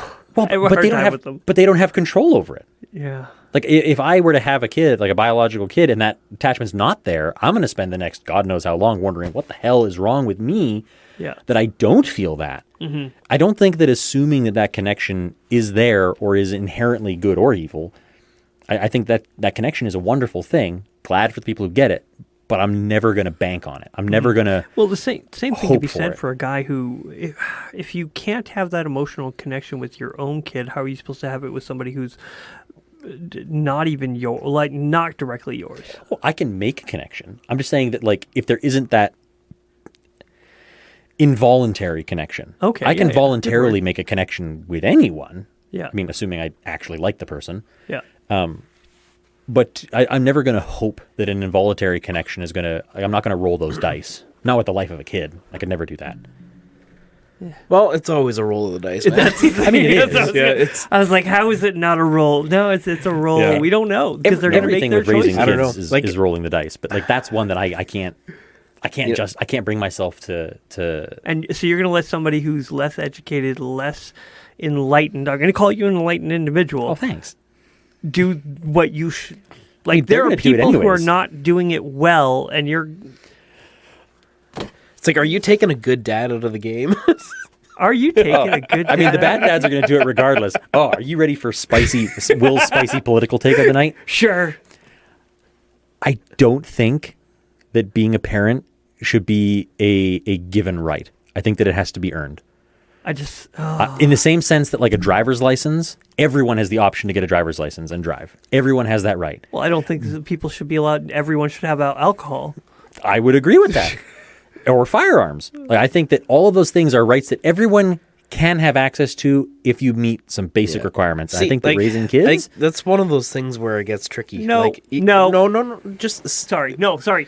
Didn't Call- mean to jump in on you. calling it or not calling it a right is, I mean, it sounds cool, but it's fucking stupid because it's useless because kids happen when you have sex. It's just one of these things that is it's biological fruit of our actions. It's not a right. It's something that happens because of your actions. Now, It's a if we consequence, not a right.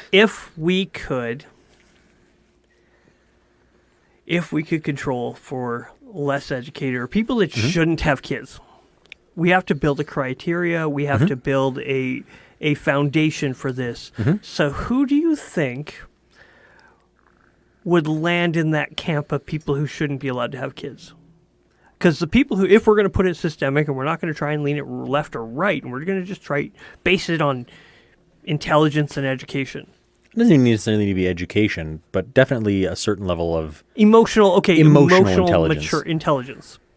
emotional intelligence. Yeah, I think would be Not really a everyone primary who factor. has emotional or intelligence to convey emotional intelligence who would be great dads are being taken out of the system, out of the game. Like, I know that there are some bad people out there who shouldn't have kids, But telling someone they don't have the right, well, we're going to start making tests. We're going to start looking at their intelligence, because you can't convey emotional intelligence without intelligence. And people are going to be taken out of the game and losing on great possible kids, some of the greatest people in humanity, greatest writers, Charles Dickens, since we're going into the season, of these people who came from absolute poverty, who, if given that option, shouldn't have been allowed to have it. I mean, that line of thinking applies to like everyone who ever has anything happen to them that means they can't have kids. The what-ifism of what their kids could have done. We're not talking about the happenstance. We're talking about implementation, overhead implementation. And I think that's far too dangerous. Like, I understand the premise of, stupid people, but... It's not just stupid people. It's like... I know. You know what I meant when I said that. But it's like people who don't value children or are incapable of knowing how to take care of them. Like, I want people... but some of the greatest people in the world have come from just that. Thinking, it's the idea not just of like, you have to earn having a kid, but it's also the idea of preparing everyone to have a kid. So the purpose of doing a course to get your driver's license isn't just like, you have to prove that you're going to be okay at this, because no new driver is good at driving. No. None of them. But what it's doing is it's giving them a baseline set of tools for how to drive better. And so the idea behind making people take like a course or hit certain qualifications for having children isn't just to be like, you're too stupid to have kids, you can't have kids, but rather to educate them how to raise a kid. Just the most basic principles of like feeding them, clothing them, how to make sure that they're developing properly and on time. Like, and time, even then, that's a very broad spectrum. But just those basic tools that I have come into contact with people who genuinely have no fucking clue what they're doing with parenting. In the broadest scope, they have no clue what they're doing. And I just want to have a guaranteed baseline, because then also that gives people looking at that from the outside the ability to look at how you're raising a kid and be like, if you're fucking it up that badly, you know better. Yeah. You absolutely, because like right now I can look at people who are terrible parents, and part of me is like, maybe they were raised by terrible parents. Maybe they have no clue what even remotely good parenting looks like. So it's hard to actually pass any kind of judgment. Not that like I'm looking to pass judgment on people. Yeah, but it's one of those things where it strays into the realm of impossibility to separate the wheat from the chaff. Yeah. It's so, I mean, it becomes an interesting thought experiment, but That's I basically what it is. just don't ever see the idea of enforced population control from the natalism side of it becoming a real thing, because it's just one of those things where it's like there's just a part of us that wants it. Like even like the Chinese kind of enforcement, right? Like it wasn't 100% effective. No, it didn't take away the people's desire and drive. It didn't take away the unintended consequences of people like becoming failing to their baser passions. Like it is very much a I very much agree or think that like ideas like anti or limited natalism aren't things that you could ever do by or do well via litigation or by law. It would be more social, more education. So you'd basically have to, I guess like in education, you'd have to indoctrinate people to the point of not wanting children or finding rational reasons why not to. Yeah. Or you would have to properly incentivize people not to. Yes. Yeah. But even that, like, it just, I don't think so it's muddy. It's so muddy. I don't think it's going to overcome. I don't think it's going to overcome the je ne sais quoi that makes us really like sex and really like having our own kids. Oh. Attached by stake. I want to be super clear. This is more of a joke thought experiment than something that I actually think is a good idea. Mandatory vasectomies across the board, and then you get them reversed later in life when you get the this is your parent license, then you get the vasectomy reversed. Can you imagine? Too many fuckboys. You want to give fuckboys a pass? I don't give a shit about the fuckboys. I care about the women who they're knocking up. No, I care about the STDs the they're spreading to those women, because now there's no consequence. I'm sorry. Children are not a consequence. Children should never be a consequence. God, that is... Well, I mean, you're not? You're using the term as a dirty thing. Like consequence doesn't have to mean pejorative I or just- be pejorative, right? I want. It is one thing for a guy to knock up or to give a girl an STD. Like that's something that I mean. Hopefully, she has a say in that matter. If she doesn't, then it's kind of extra bad. And if that's the case, I definitely don't want a kid coming forth. Thank you, coming forth from that. Yeah. No, I think there's too much danger in that one. But it's, I mean, that's you know, one of those it's things, one, like, it's one of those things where like you can say you were to make a decision, like, you know, like, again, we're in the realm of thought Yeah. process, right? You just gave a vasectomy to all mankind. Yeah, like, It's you know, over. instead of getting a bris, now you get a vasectomy, you know, and you're reversed later if you pass a test. Yeah, But it's what would the unintended consequences of a decision Oh, like I mean, that there's- be? Like, so like, it's one of those things where it's like, you know, there could be like what Mike's talking about, like there could be all of a sudden a huge increase in STDs because of you know No, just just I don't wanting think so. just wanting to have I sex do. more. we're seeing young people have less and less sex, and definitely less unsafe sex now than ever before. Because, rape would go up crazy too. I don't. Rape might go up a little bit, but unwanted pregnancies, Yes, the need for abortion centers, effectively almost completely negated. I Done. think the emotional, physical trauma and that would be done to humanity on that would be far beyond our risk of yeah, like, and overpopulation. that could be even more so than the physical ramifications of Yeah. of like rape or there's STDs less- and stuff like that. Like there could See, I don't- be a knock-on effect that really breaks the psyche of humanity. I really don't think there's that many rapists out there thinking to themselves, I was No, but gonna rape that's- her, but she might get pregnant. Exactly, But then the but pregnancy's that- gone, yeah, and they're like, no, oh, now they she's don't see totally- it as a pregnancy. They see it as that's what I'm- evidence. No, that's what I mean. Like we just may not see that increase at all. But you know, that's the sneaky thing of unintended consequences. Is this not always the thing that you can predict, and it's not always the thing that you can manage. Like that may turn humanity in a way that we just don't understand. Oh yeah. Like, you know, that could be all of a sudden like, all right, well, let's go full on transhuman. Like, you know, it could be. Oh, yeah. It could be the breaking of humanity itself into That- something else. I don't That's like why transhumanism. That's why I preface it all with like, this is not like an Oh, yeah. actual serious thought. It's a cool thought experiment, but not a And serious thought. I think it ran its course. Yeah, more or less. Yeah. It's just it's just another little snippet of the whole like me Yeah. feeling uncomfy with. But you know what? Like, it's fucking okay. Like, you know, like even Imagine being told you're not allowed to have a conversation. You're not allowed to follow a path and be like, Yeah. don't think like that. Oh God. well, no, I mean, like, even like your lack of desire to have children, like, you know, fuck me if I was to say like, you know, like that's an evil thing for you to think. Like it's like, and even from a religious point of view, there is, you know, there's a tradition and there's a value for people that take themselves out of the propagation pool, right? Like there is a whole monastic tradition and things like that of people who are stepping away from that or don't have a desire for that and use that freedom for another good. yeah. Absolutely. So, I mean, that's one of the things. Like when you say that, I mean, like, I got nothing for you to argue against you. If that's how you're feeling, that's how you're feeling. As a small little side note on that, I'm sure you've heard like the thing like I'm not angry, I'm just disappointed. It is less frustrating when people are like, that's bad, like that you don't want to be a parent. That's inherently incorrect.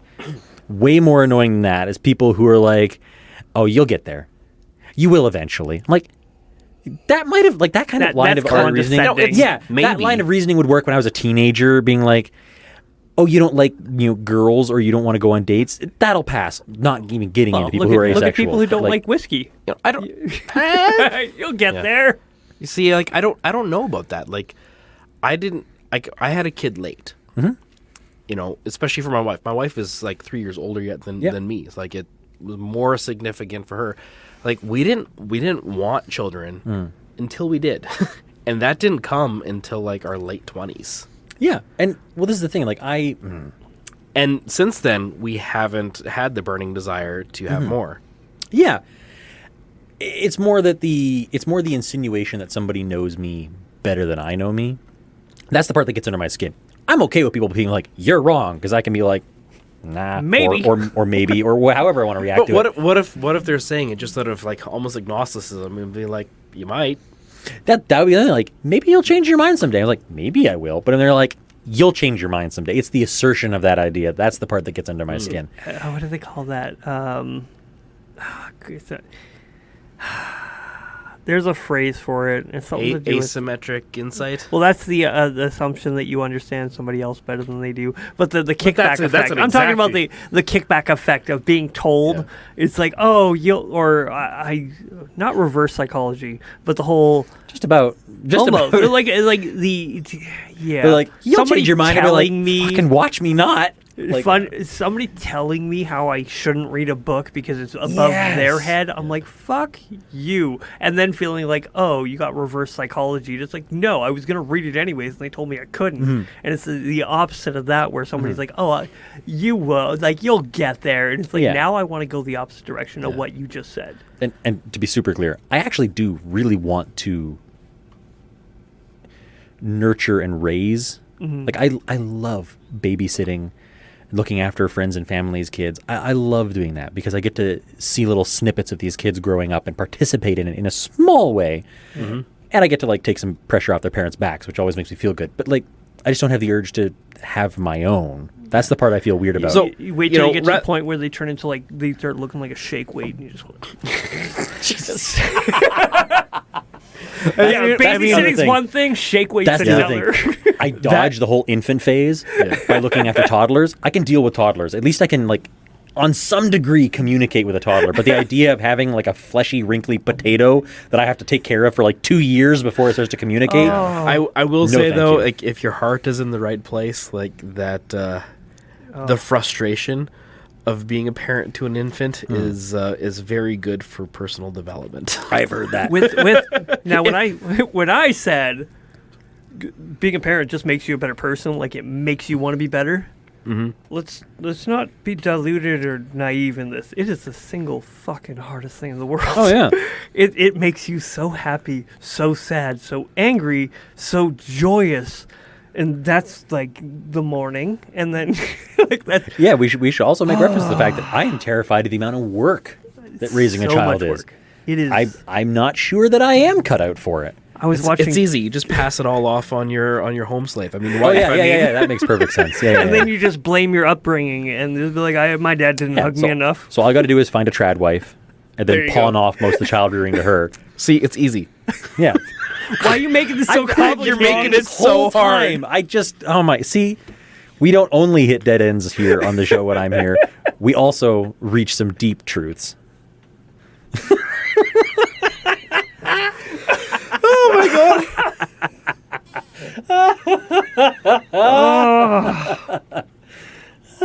god. Yep.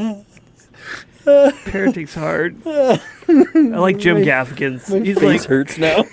I like Jim Gaffigan's because it's like, how can you have 3 kids? It's like, how do you manage it? It's like, well, imagine you're swimming, and then somebody throws you a baby. That's about it. Times 3.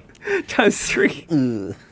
That's always the thing. Like I recently, like the couple of times I've babysat for a couple that I know, they're like, how do you do it? Like, how do you keep up energy and play with the kids and have fun with them for, the 4 hours or whatever that you watch them? I was like, because I only have to watch them for 4 hours. Mm-hmm. Then I give them back to you and I go home and sleep. That's how I can do. That's the idea of that's the uncle. It's a whole other thing. The idea of 24/7 on call for a minimum of like 18 years. Well, that's why every kid. You ever got that? Everyone being fun uncle's not a bad gig. Fun uncle's a great gig. Uncle is the best gig because you're like, oh, I don't have to handle the whole responsibility. My brother-in-law, before he had kids, he was trying to teach my kid how to say asshole. Mm-hmm. I don't remember what movie it was, but the guy's like asshole and try to teach the kid how to say asshole. So my brother-in-law did that to me, mm-hmm. and then he had kids, and I went to go asshole, and then his wife from like across the room is nope. don't you do it. I'm like, he did it. Why are you taking this from me? I think the worst habit I ever taught one of them was like, I can't remember what it was. It was how to make some sort of rude gesture. But like, I don't even get into that. I just like, I can play with them until they tucker me out and then give them back to their parents. Be like, cool, I'm out. My shift's done. My kid's picking up all my bad habits, honestly. I'm not trying to teach him the stuff. I'm just me, and he's like, Daddy, what does that word mean? Monkey see, monkey do. Where'd you learn that one? You and Pampa? Yeah. That would be his grandfather, my dad. Yeah. We were talking about this young guy at church, and I don't know, I say things in front of him just to, so he's exposed to it a little bit, because I feel like this kid is a little underexposed. And so I tried, just little bits here and there. And somebody's like, he's so innocent and nice, and like he's so pure. I'm like, that's the problem. I want to destroy it. There's this desire in me to be like, no, you're a little too clean. And when mud hits you, it's going to hit hard. So let's just do a little bit here and there. Kick a little dust up so you're ready. Yeah. It's not out of, I just want him to be dirty and rotten like me. I want him to, have a little bit of It's like that. Inoculating him against the inevitable crap that life's going to throw at him. Yeah. He's like, you just said a swear word in front of him. Like, yeah, that was a tame one.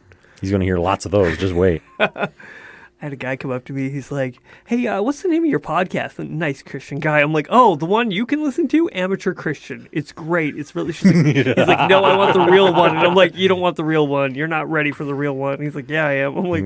Yeah, you say that now. I'm going to show up to Bible study, and he's going to be like, what the fuck is wrong? Like, you call yourself a Christian? You're a leader in this church. You need to be a better example. Like, I'm expecting all four. Okay.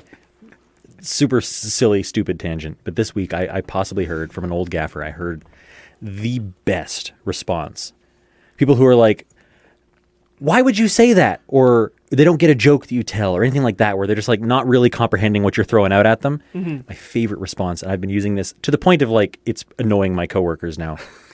I'm telling 6-foot jokes and y'all are 5'10". And it's like every time I say something that someone doesn't quite get or isn't grasping, I'm giving you 6-foot tall instructions and you're 5'10", and it is it's my favorite thing. I'm stealing it. Do it. It's my I love it so much. You just proclaimed it to the world and take it and run and just go forth and prosper. Give credit to Vanilla Will. Be like, my boy Vanilla Will said this. Yeah, and they'll think they're talking about a different 6-foot guy. It's win-win. Telling 6-foot tall jokes, y'all motherfuckers are 5'10". I realized I did that in high school. I used to do that. I was a fucking nerd, and I made a math joke for some reason, and I said it to a girl thinking that she'd catch it because I have everyone's sense of humor. It's a wonder. I'm a nerd, and she's like, I don't understand that. I'm like, I'm a nerd. Like, up until that point, I had no idea. I just thought I was a regular kid. And it's like, no. Yep. And that's where it started. It's all downhill from there.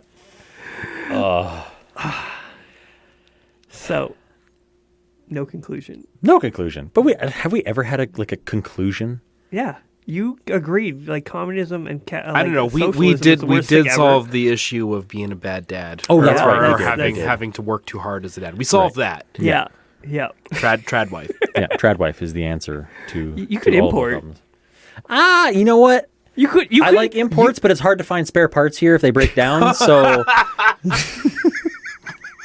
I'm more of a domestic guy myself, thanks. You can order from Thailand. You don't even know what you're going to get. There's going to be, a conceivable transhuman future where that's going to be an actual conversation people have. It's like, I don't know where to get the spare parts. Like, what made her is obsolete. Like, I don't know. If we get there, I hope I'm dead by then and my possible kids can deal with it when it comes around. What, you don't trust Elon Musk to put a chip in your brain? No, I don't. I barely expect him to make it another 10 years before bankruptcy. We got Centauri. Or LaFoy. She likes LaFoy. Yes, Mike's amazing trad wife is here to have some whiskey with us. I'm so sorry. I got them on this train. You're boring my headphones. Yeah. If you ask my roommate, I make a lovely trad wife. Thank you very much. Lovely what? Traditional wife. Traditional Oh, wife. wife. Trad. Trad Okay. wife, yeah. I can have some of this. Yeah. I figured, what good is a podcast in our basement if I can't have a drink every once in a while? Yeah. Absolutely. Cheers. You can just drink the boss straight from the bottle if you want to. She did a triple pour last time. Trad wife. Like she's like, no, that was it's the end of the bottle. There was enough for 3. I knew it. Devin didn't care. I poured myself like 2 sips. Okay. And yeah, she poured that bottle and she got It's worth pouring. That's good it's stuff. so good. And All right. the thing is, she has expensive taste. Like she does. I'm like, oh, do you want this one or this one or this one? She's like, no, I want the Lafroig. I want the good stuff. And I'm like, can't afford I you. don't say it like that. You have to say it with a British accent, otherwise it doesn't sound hoity-toity enough. I want the good stuff. Throw me the Lafroy. Good But chap. it's Lafroy. Cheerio. I'm just looking. I don't want that. I want the good stuff. Give me the Lafroig. There you go. Well said. Anyways, we're kind of on the tail end of this. Yeah, so. let's wrap it up and You then were drink laughing with your pretty wife. loud. I figured you were. All right, guys. Well, this has been the Blue Collar Philosophers podcast. A lot of discussion, but we did solve one thing, and I'm happy with that. I think we can just call her good. Call her good. Go drink with Amanda. Yep. Cheers to that. Thanks, Will, for coming on. Cheers, Anytime. God bless.